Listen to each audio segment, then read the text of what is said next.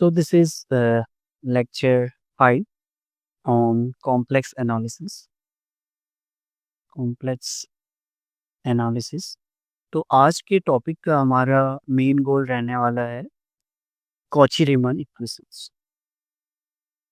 Cauchy Riemann equations. Okay, तो हम समझेंगे कि कॉची रीमन इक्वेशंस को हम कैसे यूज करते हैं और कहाँ पे ये यूजफुल है। सो हमने लास्ट लेक्चर में जो पढ़ा था, तो हमने उसमें सीखा था first is about differentiability of functions of a complex value.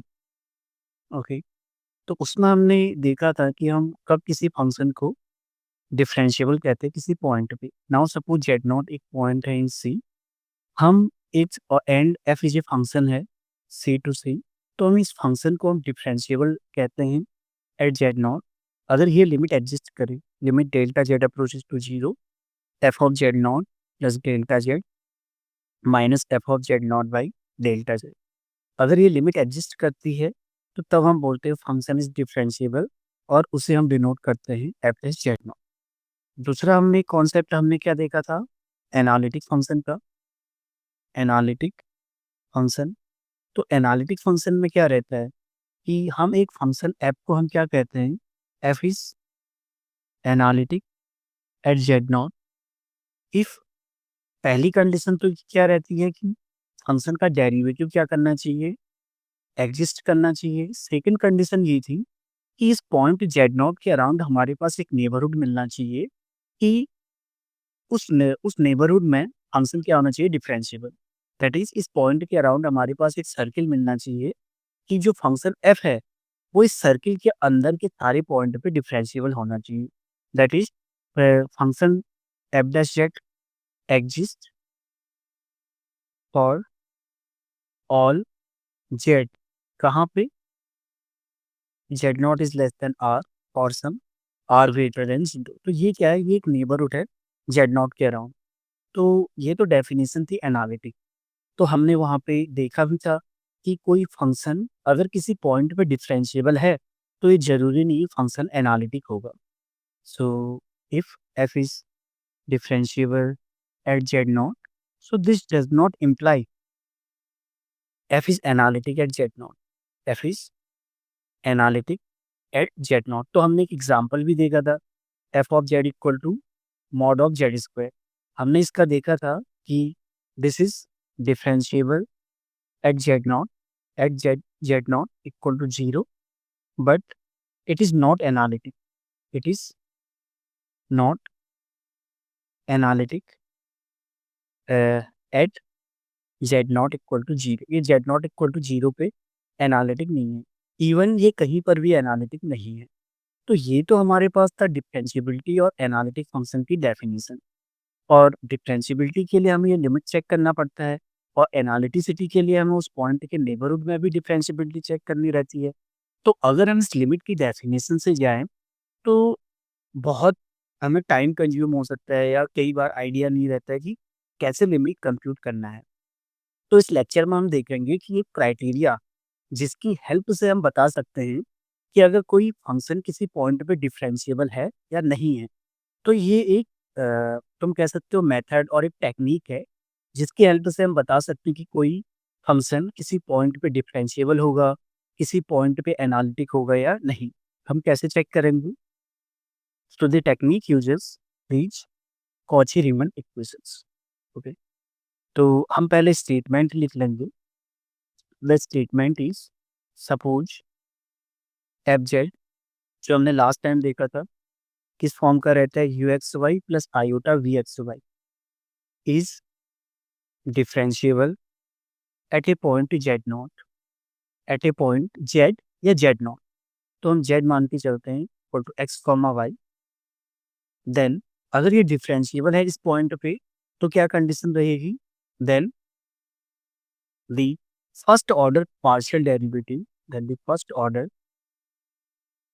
partial uh, derivatives of u and v exist at z and satisfy these two conditions, ux equal to v y, या इसी को हम क्या लिख सकते हो, do u by do x, v का with respect to y, and u y equal to minus v x.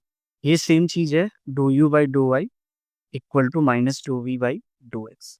तो इन्हीं दो इक्वेशंस को we call it Cauchy Riemann equations, या शॉर्ट में हम कैसे लिखते हैं, सी R equation, C R equations. तो यही है कॉची रीमान इक्वेशंस। तो ये रिजल्ट क्या कह रहा है, तो in short if you see, तो अगर f is differentiable at z equal to z0, then ux uy vx vy exist at z0, और ये क्या कंडीशन सेटिस्फाई करते हैं, ux इक्वल टू vy रहेगा and uy equal to minus vx। तो अगर डिफरेंशिएबल है तो ये कंडीशन सेटिस्फाई करती है। So this is the Cauchy Riemann equations. तो अभी हम इसके प्रूफ पे नहीं जाएंगे, इसका प्रूफ ज़्यादा डिफिकल्ट नहीं है, जस्ट लिमिट का कॉन्सेप्ट यूज करता है, और तो तुम वो बुक में तुम्हें मिल जाएगा इसका प्रूफ, बट हम इसे यूज करना सीखेंगे। ओके, तो फर्स्ट एग्जांपल है, जैसे now suppose F of Z की वैल्यू क्या है, जेड ही हम लेके चलते हैं। हमें पता है ये फंक्शन क्या रहता है, डिफरेंशिएबल रहता है हर जगह पे, और इसका डेरिवेटिव क्या रहता है, 1। तो हम देखेंगे कि ये कॉची रीमन इक्वेशन सेटिस्फाई करेगा। तो जेड रहता है एक्स प्लस आई वाई, तो यहाँ पे यू एक्स वाई क्या है, it's x, and v x y क्या है, वाई। तो जो लास्ट वाले रिजल्ट से अगर हम देखें, तो partial derivative of u and v क्या करेंगे, एग्जिस्ट करेंगे। तो यू का पार्शियल डेरिवेटिव यू एक्स क्या आएगा, 1, यू वाई क्या आ रहा है, 0, वी एक्स क्या आ रहा है, 0, एंड वी वाई क्या आ रहा है, 1। तो हम यहाँ से हम एक चीज़ नोट करते हैं, क्योंकि ये डिफरेंशिएबल फंक्शन है, तो इसके लिए यू एक्स और वी वाई सेम आ रहे हैं, and u y equal to minus v x. Okay, तो कॉची रीमन इक्वेशन सेटिस्फाई हो रही है। हमने लास्ट टाइम एक और एग्जांपल किया था, हमने देखा था f of z equal to z bar, ये फंक्शन कहीं पर भी डिफरेंशिएबल नहीं है। अब हम इसे कॉची रीमन इक्वेशन की हेल्प से कैसे चेक करेंगे। इस केस में जेड बार क्या रहता है, एक्स माइनस आई वाई, यहाँ से यू क्या आ गया, u will be u x y will be x, and v x y is minus y. तो हम यहाँ पे देखते हैं इसके पार्शियल डेरिवेटिव तो एग्जिस्ट करते हैं, u x is 1, u y equal to 0, v x is 0, and v y equal to minus 1। But इस केस में हम क्या देखते हैं, हियर यू एक्स और वी वाई आपस में इक्वल नहीं है। बट हमने लास्ट रिजल्ट में हमने देखा था कि अगर कोई फंक्शन किसी पॉइंट जेड पे डिफरेंशिएबल होगा, तो कॉची रीमन इक्वेशन क्या रहती हैं, ये सेटिस्फाई होती है। और हम नोट करते हैं इस फंक्शन के लिए किसी भी पॉइंट पे यू एक्स और वी वाई सेम नहीं आ रहे, so therefore F of z is nowhere differentiable. हमने कैसे बोला, सिंस, क्योंकि इसके लिए क्या रहता है कि if f is differentiable at a point z not, at a point z not, then u x u y v x v y exist at z not, and जो partial derivative u x at z not क्या रहता है, and v y at z not same रहते हैं, and u y at z not equal to minus v x at z not. But इस case में हम क्या देखते हैं, यू एक्स और वी वाई इक्वल नहीं है, तो इसलिए ये क्या होगा, डिफरेंशिएबल नहीं होगा। और हमने लास्ट लेक्चर में ये भी डिस्कस किया था कि मॉड ऑफ जेड स्क्वायर ये कहाँ पे डिफरेंशिएबल होता है, सिर्फ जेड इक्वल टू 0 पे डिफरेंशिएबल होता है। F of z is differentiable only at z equal to 0, और हमने इसका डेरिवेटिव देखा था। तो आज हम ये प्रूव करेंगे कि ये जेड, सपोज अगर हम जेड नॉट नॉन जीरो ले लेते हैं, तो हम प्रूव करेंगे कि इस पॉइंट पे डिफरेंशिएबल नहीं होगा। तो इसे भी हम कॉची रीमन इक्वेशन से हम प्रूव कर सकते हैं। तो पहले f of z equal to हम लिखते हैं मॉडुलस ऑफ जेड स्क्वायर, ये तो आएगा x square plus y square. तो इस केस में हमारे पास यू एक्स वाई क्या है, यू एक्स वाई है x square plus y square, क्योंकि इमेजनरी पार्ट आई के साथ कोई टर्म नहीं है, तो वी एक्स वाई जीरो। तो यहाँ पर भी हम देखते हैं कि पार्शियल डेरिवेटिव एग्जिस्ट करते हैं, u y equal to two y, v x equal to zero and v y equal to zero. तो अगर फंक्शन ये फंक्शन कहीं पे डिफरेंशिएबल है, तो उस केस में कॉची रीमन इक्वेशन सेटिस्फाई होनी चाहिए। So if f is differentiable at z naught differentiable at a point z, then u x equal to v y होना चाहिए and u y equal to minus v x. So u x equal to v y से क्या आ रहा है, two x equal to zero होना चाहिए and u y equal to v x से टू वाई की वैल्यू जीरो। सो दिस इम्प्लाइज एक्स की वैल्यू जीरो होनी चाहिए, वाई की वैल्यू जीरो। So zero comma zero is the only point जहाँ पे कॉची रीमन इक्वेशन सेटिस्फाई होती है। तो इसीलिए ये वही पॉइंट जीरो कॉमा जीरो ही वो पॉइंट हो सकता है जहाँ पे फंक्शन क्या हो, डिफरेंशिएबल। और लास्ट लेक्चर में हम प्रूव किया था कि जेड इक्वल टू जीरो पे ये डिफरेंशिएबल होता है। Okay, since Cauchy Riemann equation since u and v satisfy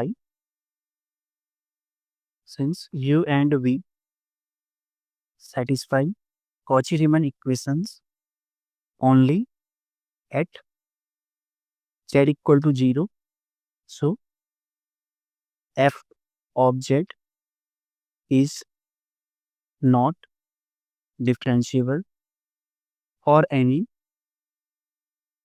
non zero complex number. तो कहीं पर भी नॉन जीरो कॉम्प्लेक्स नंबर के लिए ये डिफरेंशिएबल नहीं होगा। तो हम इस तरीके से हम क्या प्रूव कर सकते हैं कि कोई फंक्शन कौन से पॉइंट पे डिफरेंशिएबल होगा, नहीं होगा। पर इसकी हेल्प से हम ये भी चेक कर सकते हैं कि कोई फंक्शन एनालिटिक होगा या नहीं। ओके, तो अब कॉची रीमन इक्वेशन की हेल्प से हम एनालिटिसिटी कैसे चेक करेंगे, तो उसके लिए अगर हमें किसी पॉइंट जेड नॉट पे हमें एनालिटिक हमें चेक करना है, तो हमें क्या चाहिए होगा कि जो एफ क्या होना चाहिए, डिफरेंशिएबल एट जेड नॉट, उस पॉइंट पे डिफरेंशिएबल होना चाहिए। और उस पॉइंट के अराउंड हमारे पास एक सर्किल ऐसा मिलना चाहिए कि फंक्शन इसके अंदर के हर पॉइंट पे डिफरेंशिएबल होना चाहिए। तो यहाँ से हम क्या रिजल्ट हम बना सकते हैं, ठीक, कि f is analytic at z not if analytic at z not. Okay, so हम यहाँ से just one sided result, if f is analytic at z not, then the partial f क्या है, एफ कुछ इस फॉर्म का है u plus iota v, then partial then u x u y v x v y exist and satisfy Cauchy-Riemann equation in some neighborhood of z naught, in some neighborhood of z naught, that is there exists an r greater than 0। एक ऐसा r मिलना चाहिए जहाँ पे ये conditions क्या हो, satisfy होना चाहिए कि ये पार्शियल डेरिवेटिव एग्जिस्ट करनी चाहिए और कॉची रीमन इक्वेशन सेटिस्फाई होनी चाहिए। ओके, तो अभी हम एक एग्जांपल करते हैं इसकी हेल्प से, जहाँ पे हम ये प्रूव करेंगे कि फंक्शन क्या है, किसी पॉइंट पे एनालिटिक नहीं है। Okay, so the question is so that the function f of z equal to 2x square plus y plus iota times y square minus x is not analytic at any point। Okay, तो हम कोई point लेके चलते हैं। So now let z naught be a point in the complex plane. अगर ये analytic है उस पॉइंट पे, तो डिफरेंशिएबल तो होना चाहिए। डिफरेंशिएबल अगर होगा तो कॉची रीमन इक्वेशन सेटिस्फाई होगी। तो हम पहले कॉची रीमन इक्वेशन पे कंडीशन चेक कर लेते हैं कि वो सेटिस्फाई हो रही है नहीं। तो वी एक्स वाई यहाँ से क्या है, वाई स्क्वायर माइनस एक्स, तो यहाँ से यू एक्स क्या आया, four x, u y is one, v x is minus one and v of y equal to 2y। Okay, so Cauchy Riemann equation से हमारे पास क्या मिलता है, ux equal to v y. तो यहाँ से हमें मिलेगा 4x equal to 2y। So this implies y equal to 2x and ui equal to minus v x. ये तो सेटिस्फाई हो ही रहा है। ओके, क्योंकि -1 यहाँ पे आ रहा है, ये सेटिस्फाई हो रहा है। तो कॉची रीमन इक्वेशन कहाँ पे सेटिस्फाई हो रही है, जहाँ पे y इक्वल टू 2x है। तो कॉम्प्लेक्स प्लेन पे y इक्वल टू इस लाइन पे ही क्या हो रही है, सेटिस्फाई हो रही है। बट हमें क्या चाहिए, हमें चेक करना है एनालिटिक। ओके, तो एनालिटिक पहले तो हम चेक करेंगे कि कौन से पॉइंट पे डिफरेंशिएबल होगा। हमें पता चलता है कि कॉची रीमन इक्वेशन इस लाइन पे सेटिस्फाई करती हैं। तो जो फंक्शन जहाँ पे डिफरेंशिएबल हो सकता है, वो पॉइंट सिर्फ इसी लाइन पे लाई करेंगे। ओके, बट अब नेक्स्ट स्टेप है एनालिटिक। अगर हमें इस लाइन की, अगर मैं कोई भी पॉइंट ले लूँ, एनालिटिक होने के लिए इस पॉइंट के अराउंड मुझे क्या चाहिए होगा, एक सर्किल जिसके अंदर सारे पॉइंट पे फंक्शन क्या हो, डिफरेंशिएबल। बट हम नोट करते हैं, अगर मैं कोई भी पॉइंट इस लाइन के अराउंड लूँ, उसके नेबरहुड में हमेशा कुछ पॉइंट ऐसे मिल रहे हैं जहाँ पे फंक्शन कॉची रीमन इक्वेशन को सेटिस्फाई नहीं करता है। क्योंकि सीआर इक्वेशन कहाँ पे सेटिस्फाई हो रही है, ओनली लाइन पे। बट हर पॉइंट के नेबरहुड पे कुछ पॉइंट ऐसे लाई कर रहे हैं जो इस लाइन पे नहीं है। सो देयरफॉर हम यहाँ से कह सकते हैं कि f is not analytic at z naught. तुम इसे किसी भी पॉइंट के लिए प्रूव कर सकते हो। तो अभी हमने जस्ट देखा कि कॉची रीमन इक्वेशंस कैसे हेल्पफुल रहती हैं डिफरेंशिएबिलिटी एंड एनालिटिसिटी चेक करने में। तो अभी तक हमने देखा, जो लास्ट हमने कुछ रिजल्ट देखे, तो वहां से तो हमें एक साइड के रिजल्ट पता चलते हैं। क्या रहता है कि अगर if f is differentiable at z not, then जो u comma v satisfy Cauchy Riemann equations. But converse is not true, but converse is not true. इसका क्या मतलब है, अगर हमारे पास एक फंक्शन है u plus i v and u comma v satisfy Cauchy Riemann equation, अगर ये कॉची रीमन इक्वेशन सेटिस्फाई कर रहे हैं, तो ये जरूरी नहीं है कि f is differentiable at z not. Okay, तो अभी हम जो नेक्स्ट रिजल्ट देखेंगे, उसमें देखेंगे कि u कॉमा वी अगर कॉची रीमन इक्वेशन सेटिस्फाई करते हैं plus some extra conditions on u comma v, तब हमारे पास ये रिजल्ट होगा। सिमिलर रिजल्ट हम एनालिटिक के लिए भी देखेंगे। तो रिजल्ट क्या है, suppose we have a function from f from c to c, जहाँ पे f ऑफ z है u x comma y plus iota v x comma y. अगर if u comma v satisfy the following condition, satisfy the following conditions on a domain d, domain d। Domain का क्या मतलब रहता है, हमने last to last lecture में देखा था, ओपन कनेक्टेड सेट। ओके, तो किसी डोमेन डी में, ये सपोज ये डोमेन डी है, ये सेटिस्फाई द फॉलोइंग कंडीशंस। पहली कंडीशंस क्या है कि u comma v are continuous on D. Second condition क्या रहती है कि इनके जो पार्शियल डेरिवेटिव हैं u x v x u y v y are continuous on D. Third condition क्या है, u comma v satisfy Cauchy Riemann equations, Cauchy Riemann equations that is u x equal to v y हो, u y equal to minus v x हो। Then अगर कोई u comma v, अगर ये तीनों condition को सेटिस्फाई करती हैं, then f is analytic on d। Okay, तो हमने नोट किया कि सिर्फ कॉची रीमन इक्वेशन को सेटिस्फाई करना इनफ नहीं है एनालिटिक के लिए। क्या एक्स्ट्रा कंडीशंस होनी चाहिए कि u कॉमा वी कॉन्टिन्यूस होना चाहिए d पे, और उनके पार्शियल डेरिवेटिव्स भी कॉन्टिन्यूअस होने चाहिए। तब हम बोलते हैं कि ये फंक्शन क्या रहेगा, analytic on A domain D. And similar result रहता है डिफरेंशिएबल के लिए भी।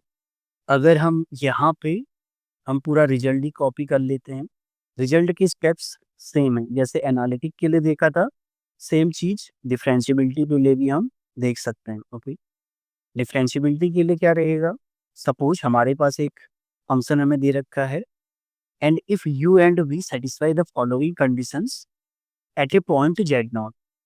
Okay, satisfy the following condition at a point z naught पे क्या सेटिस्फाई करनी चाहिए, यू वी कॉन्टिन्यूस होने चाहिए, कहाँ पे, एट जेड नॉट। ये पार्शियल डेरिवेटिव्स भी कॉन्टिन्यूस होने चाहिए at z not. Cauchy Riemann equation satisfy होनी चाहिए at z not. Then f is differentiable होगा at z not, then f is differentiable at z not. Okay, और इस case में इसका डेरिवेटिव क्या होता है, एफ डैश जेड। इसे तुम डायरेक्टली लिख सकते हो u x plus iota v x. तो डेरिवेटिव का फॉर्मूला ये है। तुम इसमें किसी का भी चेक कर सकते हो। फॉर एग्जाम्पल हम लास्ट टाइम हम चेक किए थे f of z equal to z का एक्स प्लस आई वाई। तो यहाँ पे यू क्या है एक्स, वी क्या है वाई। अगर हमें इसे किसी पॉइंट पे डिफरेंशिएबिलिटी चेक करना है तो हम पहले देखते हैं कि यू और वी कॉन्टिन्यूस हैं। यू भी कॉन्टिन्यूस है किसी भी पॉइंट पे, वी भी कॉन्टिन्यूस है। इनके पार्शियल डेरिवेटिव क्या आएंगी, equal to zero, v x equal to zero and v y equal to one. ये भी कॉन्टिन्यूस हैं। कॉची रीमन इक्वेशन भी सेटिस्फाई कर रही है। तो ये क्या हो गया, किसी भी पॉइंट पे डिफरेंशिएबल। और लास्ट वाले से इसका डेरिवेटिव क्या आएगा, u x plus iota v x क्या आएगा zero, which is one. Okay, तो इस तरीके से तुम इसका डेरिवेटिव ही कंप्यूट कर सकते हो। ओके, तो मैं एक लास्ट एज एन एक्सरसाइज तुम्हारे लिए छोड़ देता हूँ। तुम्हें ये प्रूव करना है कि ये जो फंक्शन है x equal to x square plus y square minus iota y by x square plus y square is analytic on complex number minus origin. Okay, तो तुम्हें ये प्रूव करना है ये एनालिटिक। तुम यहाँ पे कॉची रीमन इक्वेशंस और जो हमने लास्ट रिजल्ट लिखे हैं उनका यूज कर सकते हो।